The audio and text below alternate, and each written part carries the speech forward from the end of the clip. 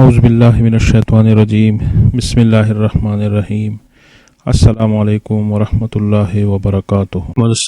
जोड़ों के दर्द, मादे का मसला हो, किसी भी किस्म की कमजोरी हो, उसके लिए ये नुस्खा जरूर आजमाएं। नौशादर और काली मिर्च, नौशादर टेकरी, ये दोनों हम वजन ले, उनको पीस ले। दोबारा दोहराता हूँ, नौशादर टेकरी हो, नौशादर की कई किस्में हैं। चुटकी भर के छाटा करें। कभी हाजमे के मसाइल, गैस के मसाइल, बादी के मसाइल, कट्ठे डकार, तेजाबियत नहीं रहेगी इंशाल्लाह। जिस्म हल्का बुल्का रहेगा, तबीयत मुतमईन रहेगी। कमर का दर्द, जिस्म पट्टों का इंटन, तबीयत कच्ची रहती हो, उससे बहुत पैदा होता है।